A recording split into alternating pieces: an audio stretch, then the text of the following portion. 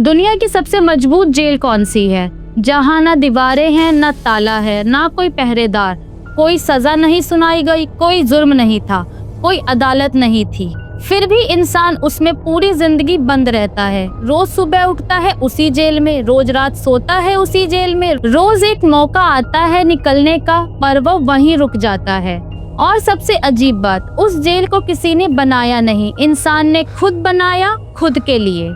और उस जेल की चाबी हमेशा उसके हाथ में ही होती है। नमस्कार, मेरा नाम साक्षी है और आप देख रहे हैं खबर लोग का सामाजिक आम बातचीत का सेगमेंट आज की बात। आज की बात उस अदृश्य कैदखाने की जिसकी दीवारें नजर नहीं आती, पर जिसमें इंसान जिंदगी भर बंद रहता है। तो शुरुआत एक छोटी सी ऑब्जर्वेशन से। एक इंसान है पढ़ा लिखा, समझदार, कैपेबल। उसके पास है एक आइडिया, एक बिजनेस का, एक कैरियर चेंज का, एक रिश्ते की बात कहने का, और वो उस आइडिया को लेकर बैठा है महीनों से। किसी से शेयर नहीं किया, शुरू नहीं किया, बस सोचता रहा। क्यों?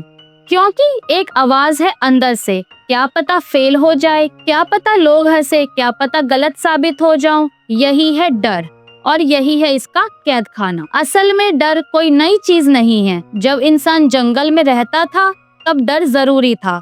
शेर देखा, डर गया, भाग गया, बच गया।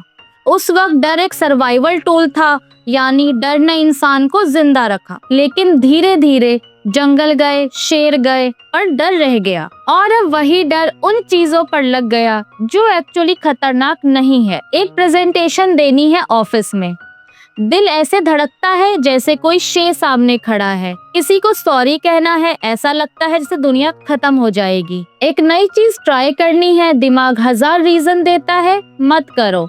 यहीं पर बात बदलती है। साइकोलॉजी में इसे कहते हैं फॉल्स फियर, यानी वो डर जो रियल नहीं है पर फील रियल होता है। और इंसान का दिमाग इतना पावरफुल है कि वो इमेजिन्ड खतरे को भी रियल खतरे जैसा प्रोसेस करता है। एक एग्जांपल लो, कोई स्टेज पर जाने से डरता है, उसका दिमाग कहता है सब हंसेंगे, बेइज्जती होगी, पर एक्चुअली सामने बैठे लोग उसे मोस्टली इनकरेज करना चाहते हैं। वो जज नहीं कर रहे, वो तो खुद अपनी दुनिया में बिजी हैं। पर दिमाग ने एक स्टोरी बना दी, और उस स्टोरी ने एक कैदखाना बना दिया। अब एक और इंटरेस्टिंग बात, डर के कई चेहरे होते हैं और हम हमेशा उसे डर की तरह पहचान नहीं पाते। कभी कभी वो आता है प्रोक्रेस्टिनेशन की शक्ल में, कल करूंगा, परसों करूंगा। असल में डर है कि शुरू करने के बाद फेल हुआ तो। कभी कभी वो आता है परफेक्शनिज्म की शक्ल में, अभी सही नहीं है और तैयारी करनी है। असल में डर है कि कोशिश की और काम नहीं हुआ तो। कभी कभी वो आता है एंगर की शक्ल में, इंसान चिढ़ा हुआ रहता है, डिफेंसिव रहता है, असल में अंदर से डरा हुआ है। वो आता है साइलेंस की शक्ल में, जो बात कहनी थी नहीं कही, जो कदम उठाना था नहीं उठाया, जो रिश्ता बनाना था नहीं बनाया, बस चुप रह गए। लेकिन असली बात अभी बाकी है। डर का सबसे बड़ा हथियार क्या है? फ्यूचर।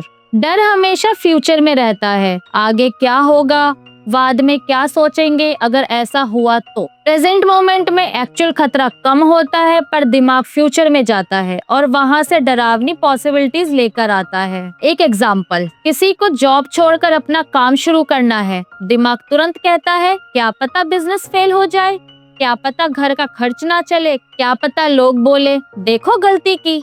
ये सब फ्यूचर की काल्पनिक घटनाएं हैं। अभी इस मोमेंट में कुछ नहीं हुआ, पर दिमाग उन्हें इतनी रियलिटी देता है कि इंसान वहीं रुक जाता है। धीरे धीरे वो रुकना एक आदत बन जाती है और वो आदत एक जिंदगी बन जाती है। अब एक ऑब्जर्वेशन, समाज और डर का एक गहरा रिश्ता है।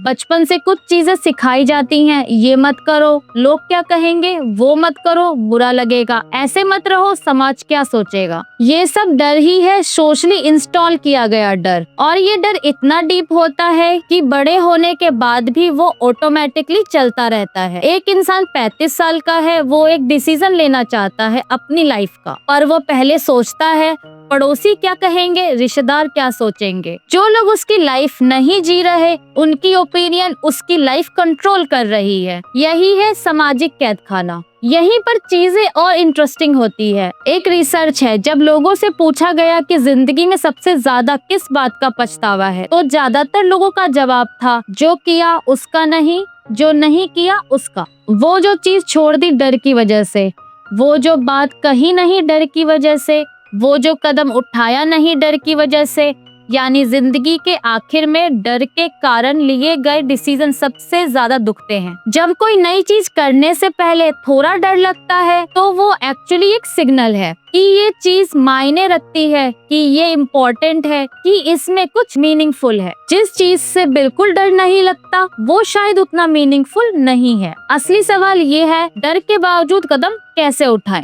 करेज का मतलब डर का ना होना नहीं है। करेज का मतलब डर के साथ चलना है। हर वो इंसान जिसने कुछ बड़ा किया है, वो डरा नहीं था, ऐसा नहीं है।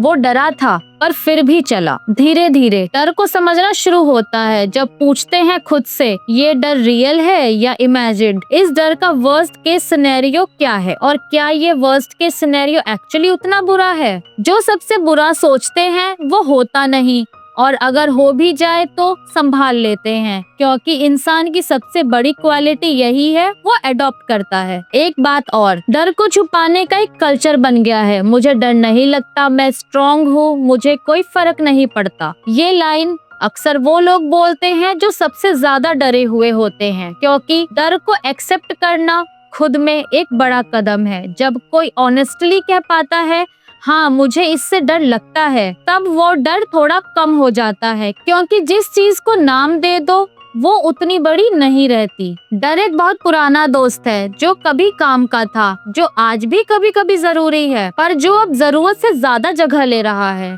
वो हर उस दरवाजे पर खड़ा हो जाता है जो किसी नई जगह की तरफ जाता है, और इंसान वहीं रुक जाता है, पर दरवाजा खुलता है, हमेशा खुलता है। बस एक कदम चाहिए, डरते हुए भी।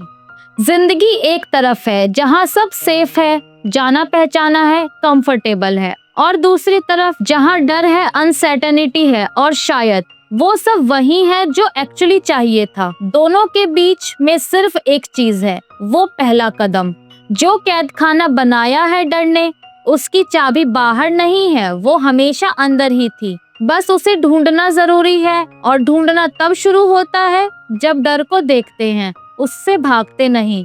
इस प्रस्तुति को लिखा है मिस्टर अंशुमन ने, और इसे शूट और एडिट किया है पिक यू पिक टीम ने।